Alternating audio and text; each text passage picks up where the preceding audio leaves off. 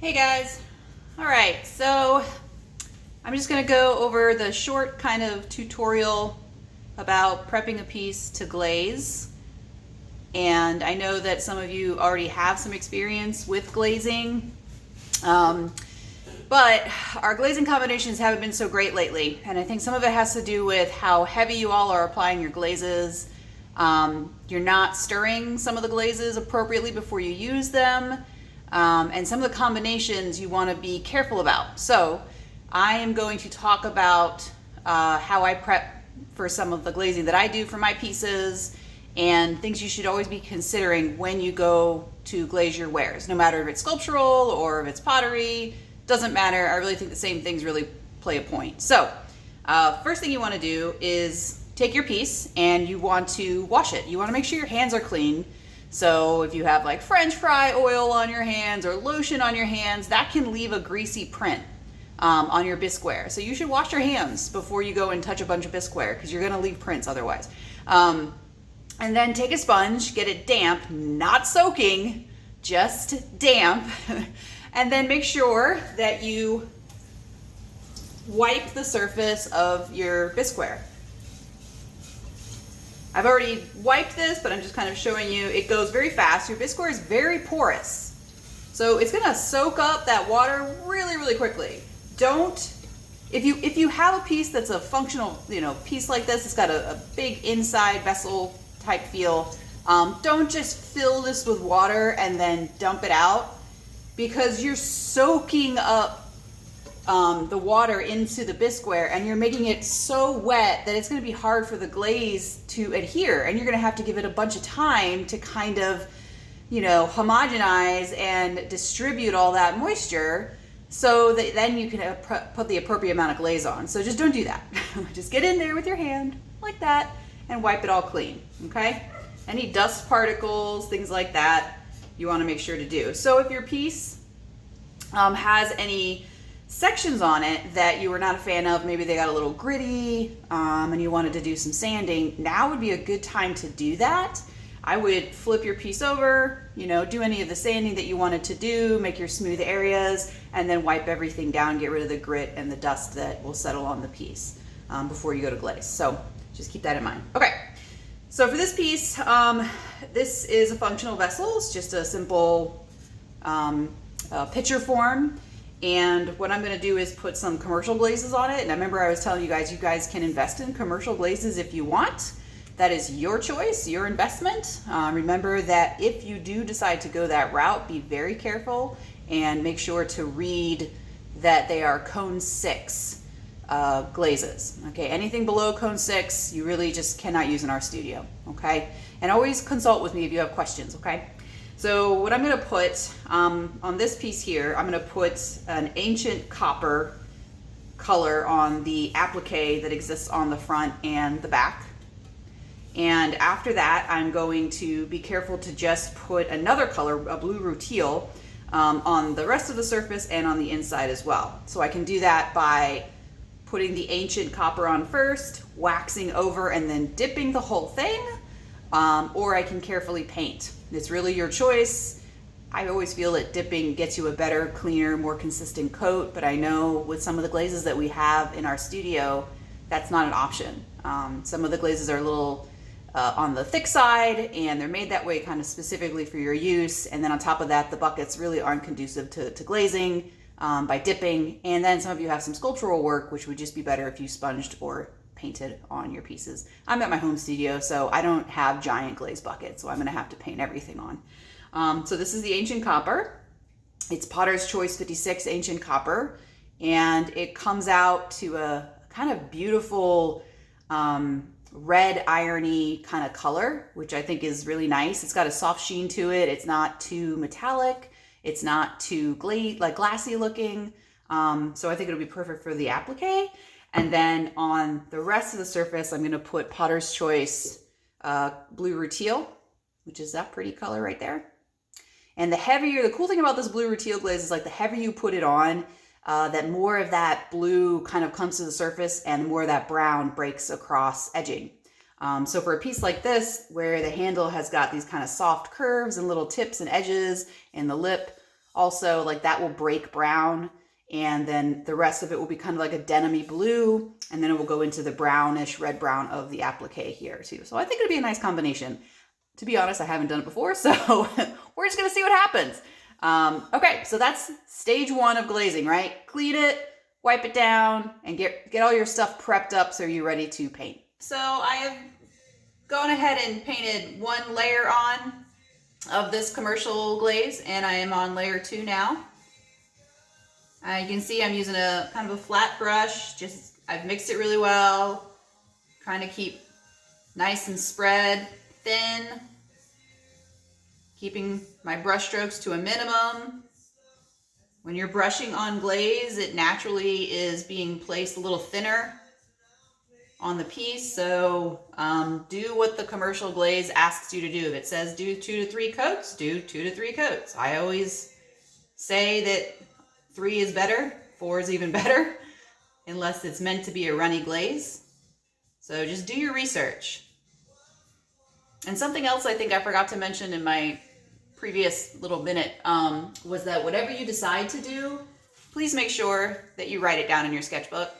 Do a little drawing of whatever your piece is, make some notes against that piece as to what it is that you've done. It's a very good idea to keep track of all of the different variations that you do to your pots in case you come across a variation that you just love, and then you're able to continue that, maybe make a series of work from that. So this is coat number 3. You can see it dries super fast. Like I said, this ware is very, very porous right now. So it's just soaking up all this glaze very quickly, which is nice because I'm able to put a couple coats on rather quickly.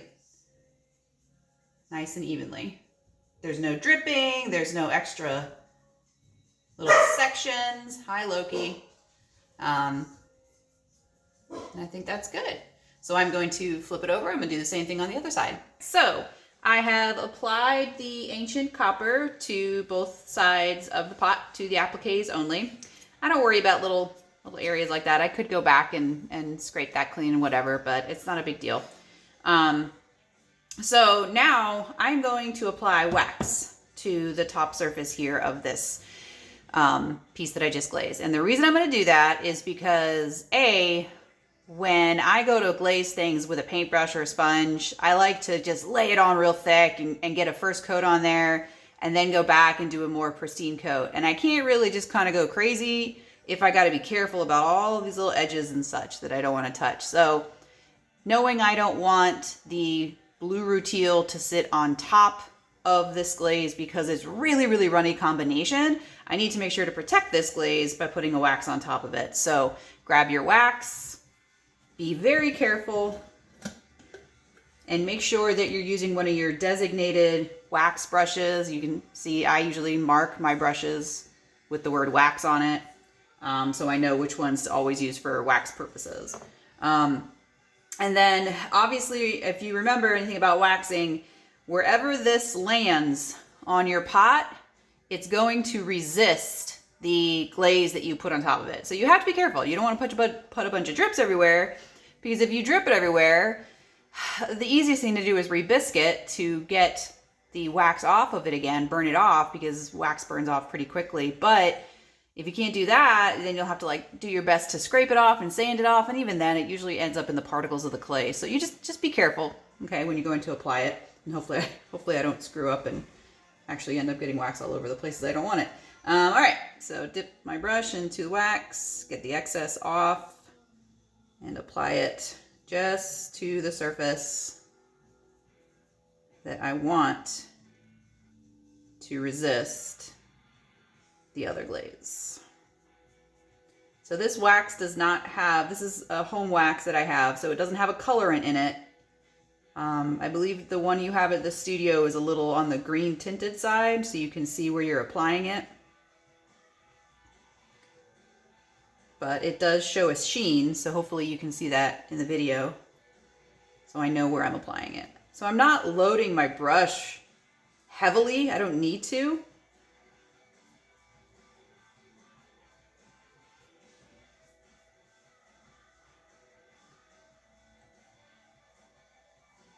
And I'm only hitting the areas where I want it to resist.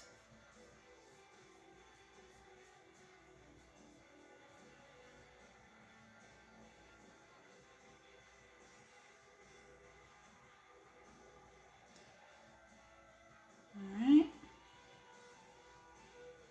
And with wax, you don't have to put multiple coats. One good coat of wax is all you need. Okay. This will not take long to dry, just under a minute, and this will be tacky enough, non-tacky enough that I can run my hand over it, it'll be fine. So you can see it's already kind of drying on that surface. If you soaked your pot, though, it's going to take longer because, like I said, you can't put a bunch of water in a porous pot and expect it to be okay, especially when you're putting glaze and more wet substance on top of it. So this should be ready now for me to flip it over and do the other side as well. I'm going to go ahead and glaze the inside of the pot.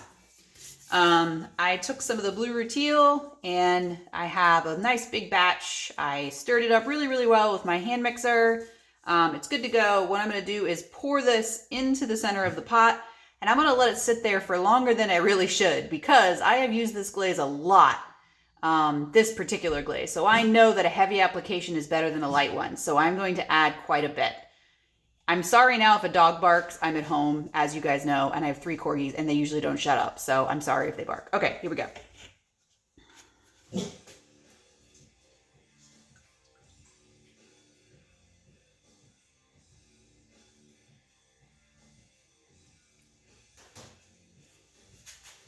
All right.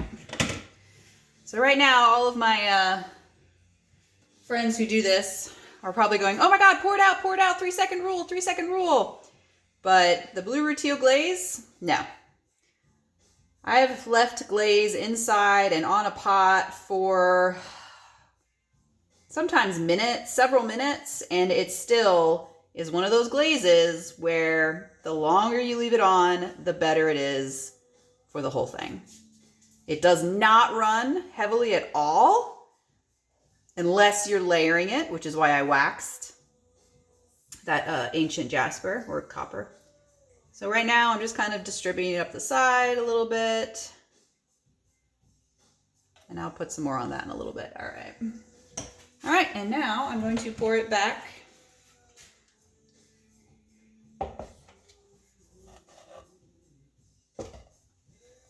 There we go. Oh, actually, let me, had accidents happen before. Oh, at least the pitcher I know pours nicely. Ha! And now I'm going to let this kind of slowly slake on down and try to get most of it out.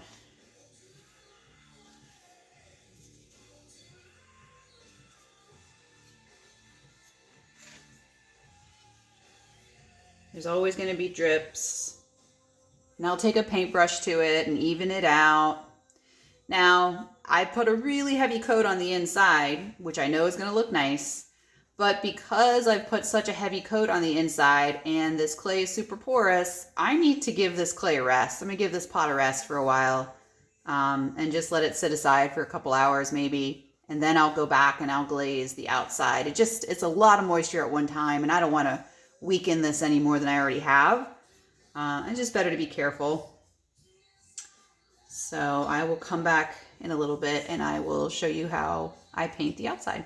So I have decided to pour some of this blue rutile glaze on the outside of this pot because I think it'll be a better consistency all the way around. I'm not gonna be able to get all of it, so I'm gonna have to go in and paint and do some touch-ups. And this is a little tricky because, again, I'm at home, so I don't have like everything that a nice ceramic studio would have. I have a small bucket, I have a little bit of glaze, and I have to get this to work in a very tight atmosphere. So bear with me. But I've mixed up my glaze really well, and I've poured some into this extra container here. And I'm just gonna start by pouring it over the edge, like so, carefully. So you've noticed it does resist, the wax on the emblem does resist it nicely. And remember, this glaze, you can't really get too thick with it.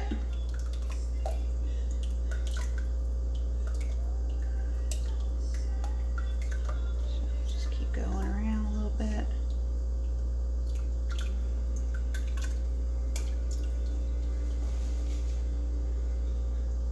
It's a pretty good coat right there. Looks good. I love that. It just wipes right off of the waxed surface, which is just great. So I'm gonna dip it to the side a little because there's a little pooling up here that I want to come down.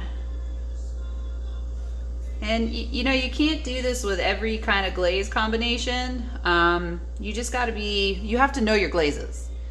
And I've used so much of this Rutile glaze that I know I can go heavy with it without consequences. Other than the fact that this clay body doesn't love it altogether. It does not gas well, you could say, using this Rutile, but I really love the color, so. Woo.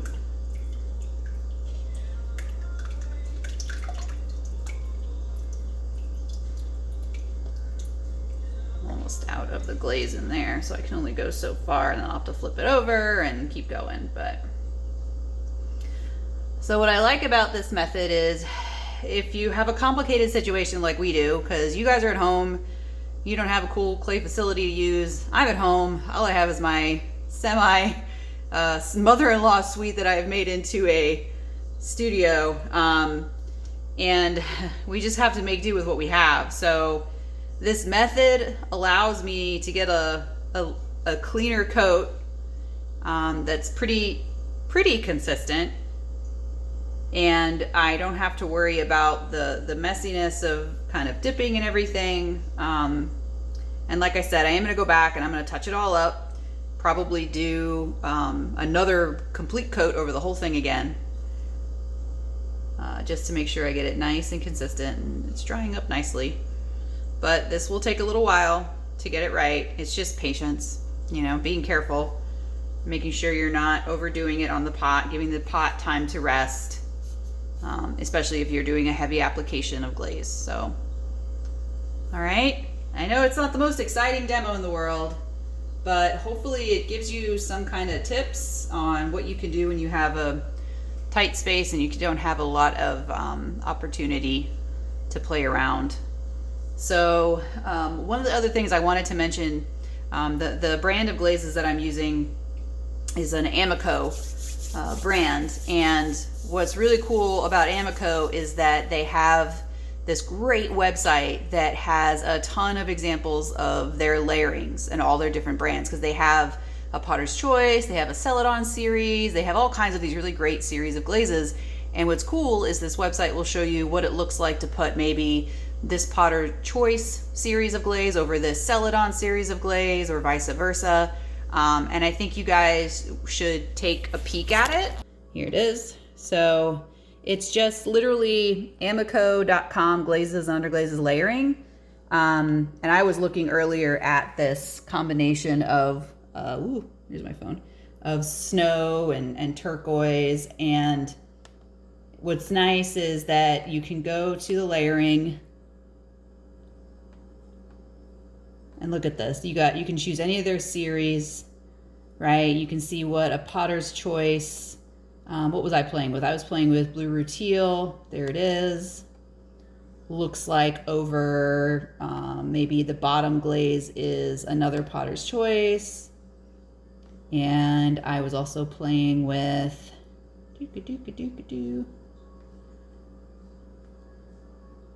Ancient Copper. There it is. And look at that. And it shows you what it should look like. I love it. Of course, these are all, should look like combinations, right? This is very runny, which is why I didn't want the Ancient Copper and the Blue Rutile to overlap. So I saw that was a little scary looking, which is why I put the wax over it. But what's nice is that anybody can load images of their combinations using the same series, right? So Blue Rutile glaze, which is right here, and then the Ancient Copper. And this person put 1 coat of blue rutile over 3 coats of ancient copper on a white stoneware. And it's gorgeous. It's a beautiful pot, right? And you can kind of see where that blue rutile is laying right there. So I just thought it was a really cool website, and it's definitely worth checking out. And if you've never been there before, and you can play around with some of your glaze combinations and see what you want to invest in, and just an idea. Okay? All right, guys. I hope this helped.